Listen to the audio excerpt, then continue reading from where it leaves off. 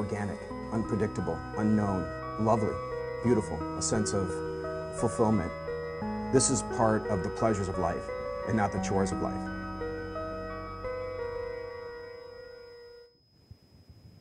Today on Daily Iowan TV, election 2016 has wrapped up, and we will give you an inside look at everything from polls to watch party reaction.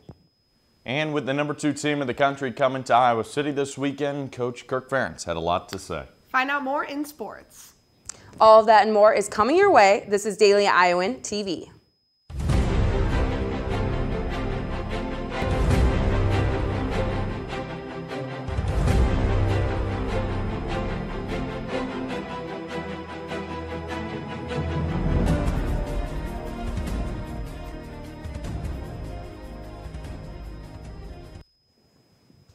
Good morning, and thanks for tuning in to our Election 2016 program. I'm Nikki Crossway.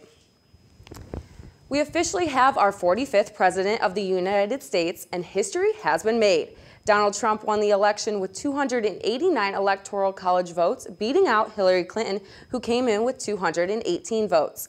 The business mogul will be the first president to not have any political or military background before entering the White House. Trump pulled off the win by winning many key swing states, including Ohio, Florida, and North Carolina. Clinton called to concede Trump, and earlier this morning, she will be speaking later this morning at 9:30 a.m. Voters are still being counted, and Hillary is currently leading with the popular vote by almost 150,000. Yesterday, Daily Iowan TV reporter Noah Gowdy hit the streets of Iowa City and is breaking down the numbers here in Iowa and gives us a look inside the action at the polls. The Election Day polling stations were buzzing on Tuesday with many Iowans trying to get their ballots cast on the final day of the election. We were standing by to talk with residents of Johnson County as they left the voting stations to get their opinion on the candidates. I voted for Donald J. Trump for president. I believe that he's the best candidate. He's employed Americans. He's done trading and business with other countries like China, and he's not a career politician. For Hillary Clinton, because I'm a woman, and I'm a woman of color, and I'm a citizen. In Johnson County, Hillary Clinton won, but overall, Donald Trump took the state of Iowa with the popular vote. Clinton won by a landslide in Johnson County with 66% of the popular vote, with Trump only achieving 28% of the vote. Iowa had voted Democratic in 5 of the last 6 presidential elections, but this election broke that trend with Donald Trump winning the popular vote of Iowa. The New York Times projected Clinton starting the day out with an 80% chance of winning the election and finishing the night with a 5% chance of winning. Donald Trump jumped from a 20% chance of winning at the start of the day to more than a 95% chance of winning the election towards the end of the night. Reporting from Iowa City, Iowa, Noah Gowdy, Daily Iowan TV. Last night, the Dow Jones Futures projection dropped through the night as electoral votes for Donald Trump continued to rise. The Dow Jones Futures projections is an indication for where the stock market will be heading at the opening bell. At its lowest point of the night, the projections were down 800 points. By the opening of the markets this morning, the futures has rebounded and is down by only 200 points. The election results stunned the markets, but early indications are that current losses are not as bad as initially feared. Student voters were a key portion of the vote this election, and here at the University of Iowa, they didn't only vote, but kept tabs on the election at local watch parties. I went out last night to catch all the excitement. University of Iowa students, friends, and staff came together to celebrate election 2016. A pro-Hillary crowd gathered at a viewing party hosted by the University of Iowa student government. Each election year, the organization invites students to enjoy pizza and each other's companies while polling results roll in. UI Student Body President Rachel Zuckerman believes it's important for young voters to participate in every aspect of an election. And it just contributes to creating a culture of people who are civically engaged and politically involved. Across town, the University of Iowa College of Republicans gathered at a local hotspot to host their very own election viewing party in support of the presidential nominee, Donald Trump. It's insane. I mean, there's ups, there's downs, there's highs, there's lows. It's really exciting to be a part of. No one's able to predict this election cycle. After a night of more highs and lows for Trump supporters, the Republican Party's celebration has just begun.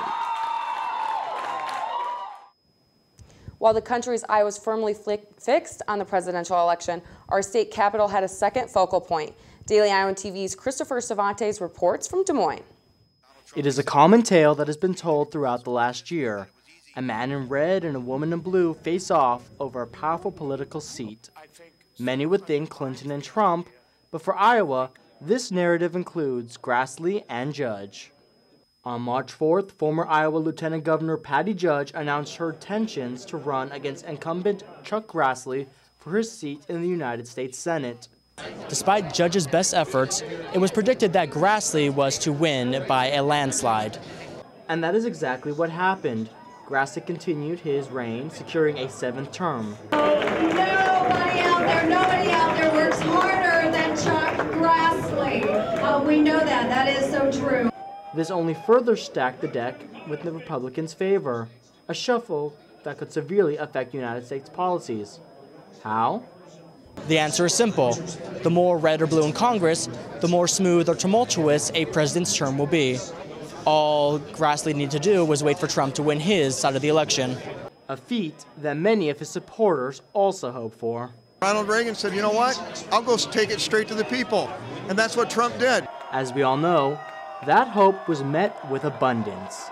For the first time since 1928, a Republican president had the backings of a Republican-controlled Congress. Anybody who did not vote for Donald Trump, it's okay. We forgive you. You'll be surprised. You'll be impressed with what Donald Trump will do to make this country a better place. You should have put your trust in him, but a lot of people did, and he'll be an amazing president. You just wait and see. At the end of the night, one party has its reasons to celebrate, and the other had a reason to keep their eye on Washington. Reporting from our state capital, this is Christopher Cervantes, Daily Iowan TV. There was also another race catching Iowans' attention. Democrat incumbent Dave Loebsack won Iowa's 2nd congressional district, beating out Republican Christopher Peters. Daily Iowan reporter Ryan Scott has more.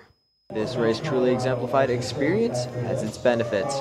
After already serving 5 terms as one of Iowa's representatives in Congress, the Democrat incumbent Dave Loebsack has once again won in Iowa's 2nd congressional district. I'm going to continue to do the things that I need to do while I'm in Congress, working on education and infrastructure and making sure that we're safe and secure Medicare and Social Security. The race was closer than predicted. Loebsack won with 54% of the vote against Republican candidate Dr. Christopher Peters, 46%. Loebsack offered his thoughts on his election as well as the presidential race. It's been a tough night, there's no doubt. I do worry about the future of Iowa. I worry about the future of the country. But I'll continue to do everything that I've been doing the last 5 terms. The people of my district, the people of Iowa, and indeed the people of the country. Things aren't looking good for the Democratic Party in Iowa. Loebsack is the only one to be elected into office. This concerns many supporters in the party. This might not be overall a good night for Democrats, but I think it's going to be a pretty good night for Dave. Including Loebsack himself. We're going to have to make sure that we get a Democratic governor, that we take back the Senate, that we take back the Iowa House, and that we get this state back on the right foot. Reporting from the First Avenue Club, Ryan Scott, Daily Iowan TV. Last night while I was traveling around Iowa City at the watch parties, it was a little chilly out. Let's switch gears and toss it over to Jali in the weather studio to see what temperatures we have to look forward to this week. Thanks, Nikki. The weather will not be chilly, but great. Yesterday, I know a lot of people stayed up for the presidential election, and great news, they can finally wake up and see some really comfortable weather. And the great weather will be all the way into the start of the weekend. This morning into the afternoon, we see a high of 60 degrees with partly cloudy skies. Moving into the night, the temps will drop down to 37 degrees. And Thursday morning, we'll see the clear skies again with 67 degrees. Taking a look at our 6 days extended forecast. Great weather for the Veterans Day on Friday, as we can expect a high of 56 and low of 31 degrees. Saturday we see similar temperatures but with clear skies. Sunday all the way to next Tuesday, we can expect a warm 60 degrees. That's all I have for you here at the weather studio. Now, Nikki, back to you. Iowa City Police are investigating a robbery that happened on Tuesday evening at the Town and Campus Apartments. An incident report says a man was robbed as he was delivering a pizza by a man carrying a gun. The report does clarify the suspect didn't aim the gun at the delivery man, though. The report describes the suspect as a black male wearing a gray sweatshirt with a red stripe on the sleeves. Well, it's a big week for both Hawkeye volleyball and football. For more on the details of those games coming up, let's toss it over to Zach and Liv in the sports studio. Guys? That's right, Nikki. A huge week for both top 25 matchups, even top 10 matchups are facing against. Definitely, and this Saturday as we played Michigan, it's a pretty big weekend for Hawkeye football as well. Absolutely. As football is reaching the end of their season, they'll match up against two more top-ranked opponents, one being this upcoming weekend as they take on the number 2 ranked Michigan. Mary Kate Harrian has more from the Iowa football facility.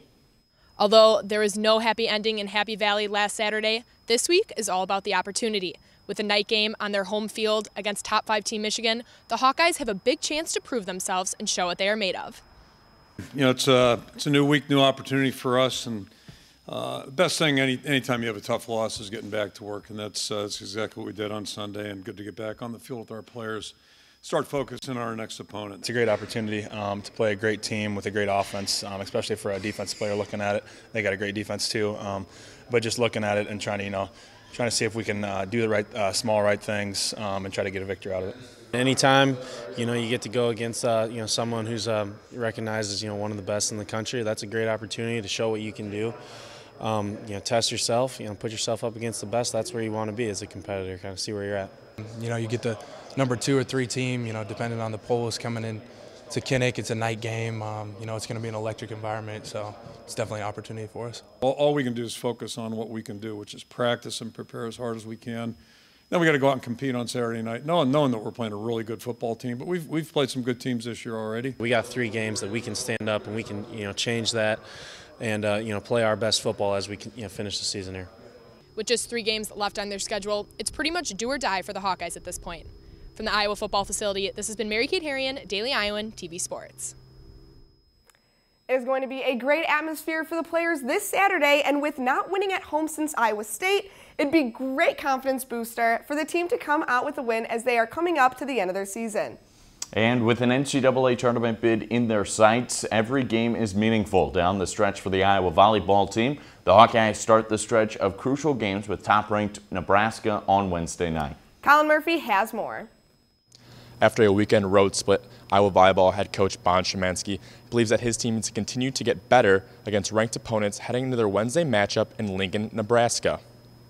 The upshot of the Penn State road trip for us was that we actually got better as we went through that match. And I think a lot of times when you're playing a top-ranked team in their own gym, when you get beat early, it's kind of easy to just curl up and go away. But our team started competing better as that went on. And we're going to need that. Obviously, we go into number 1 ranked Nebraska tomorrow night. And that's something that it hasn't been, in the program in the past of getting better each set, even though it's a 3-set sweep for us.